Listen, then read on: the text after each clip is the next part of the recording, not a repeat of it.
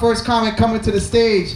This is his first time, I believe, performing comedy, period. He's making his comedy debut, and be nice to him because this guy, he sells insurance, so you gotta be careful, guys. Guys, put your hands together for Dennis McCurdy!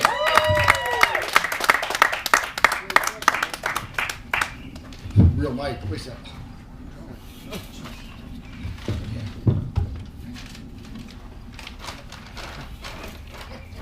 Okay, I'm good. All right, good evening, everybody. Thanks to all your chicken shits who didn't sign up for the first try here. I mean, Jesus, it's like, Charlie, want to go first? No, me, man. And I just, I don't like to tell a lot of stories, but I was in the NAM when the NAM was a NAM. So, Josh, I want to tell you a little story real quick before I get into anything serious. That one night, my friend Jack and I were not, we call it working, going out in the bush and shit. And, so we're standing around these guys and a bunch of rednecks and a bunch of potheads, and there was everybody was pretty wrecked. And there's this big black staff sergeant we had, about this tall, thin guy, nice guy, and he says, I'm going to Da Nang tomorrow for training. I'm the new base drug liaison officer. They're going to train me about marijuana. So. Well, all those stories you heard about Vietnam, they're all true. So, I've been dying to get up here. And I see all my friends came in that last row with us, so thank you guys for coming. But I always wanted to be a comedian. And then I found out they have to stay up after 9 o'clock, and it was like, But, I admire comedians. I mean, I love Jonathan Winters. Don Rickles is one of my favorites. I'm kind of like Don Rickles. I have that sarcastic personality, but I found that it really doesn't work. I tried it in a couple biker bars with Hell's Angels, and it was it. No more sarcastic humor for me. So anyway,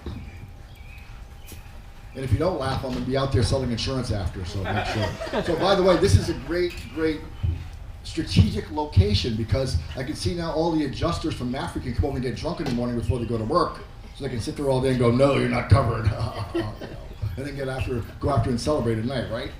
So one of the things about comedians, I love comedians in comedy, but sometimes I don't like them because some of them, it's like every other word is the F-bomb.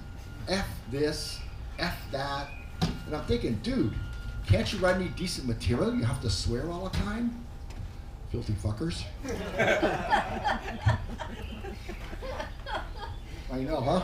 So, another thing I like about comedians is a lot of them, they spend a lot of time ragging on their girlfriends, their boyfriends, their spouses, their partners.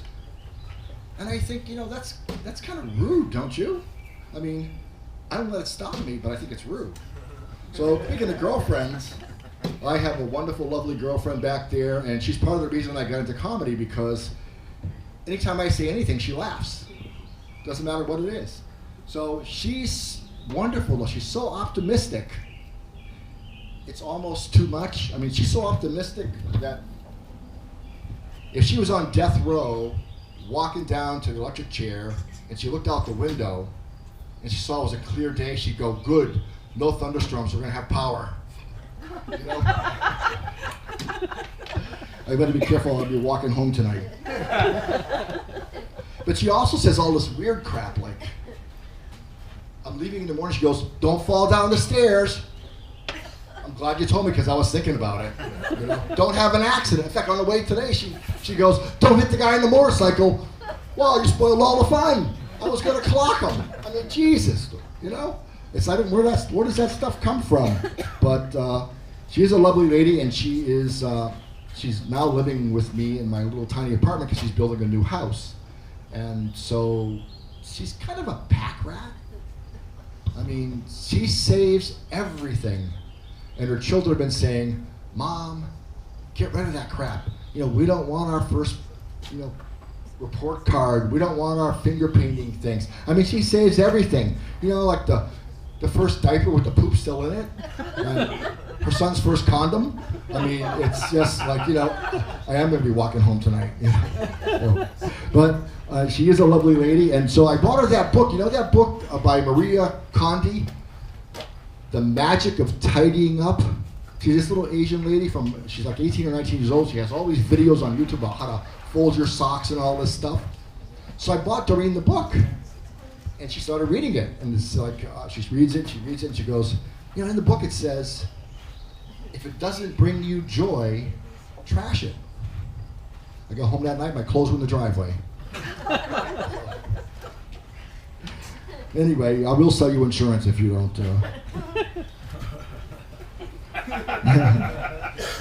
So anyway, you know what? Another thing I hate besides driving in Massachusetts is those things they put on the back of the windows. That, you know, the mother, the father, the two kids, the puppy dog, and the balloon. Of course, nowadays I notice a lot of the fathers are scratched out, but you know, it's just what it is. But I really hate that. And the one I hate the most is the one that says, "Baby on board," because I'm thinking to myself, good thing you told me, because I would have smashed into you if you hadn't had that sign on there. You know, Jesus.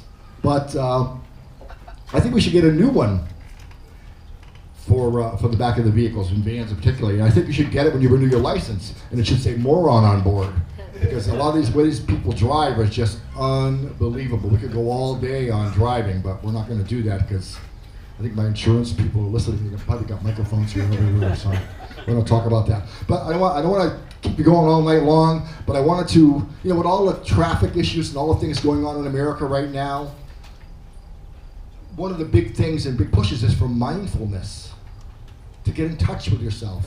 Not that way, Charlie. But to really get more spiritual, in touch with yourself. And so meditation is a big part of that. But I don't know if anybody tried meditation out there before. Any of you out there tried? There you go, somebody back there. You know, only 1, 2, 3, 4 tried meditation. All right. You have a little problem. I have a problem with I can't keep, you know, relaxed and focused. And what I discovered was, and something you'll resonate with and probably be thinking about another minute anyway, is that you have to have a mantra. Or is it a mantra or mantra? I don't know what it is, but you have to have one of those things. It's a mantra, right? That's something you say to yourself over and over again to relax you and keep you focused and keep you meditating. So if you get a good mantra, you're all set. So I want you to, all of you, I want to teach you this mantra that I have. I think it'll really help you, okay? So I want all of you to close your eyes, relax for a second, and just repeat after me. You ready? When the fuck is this going to be over? When the fuck is this going to be over? Thank you very much, all. Thanks, Josh.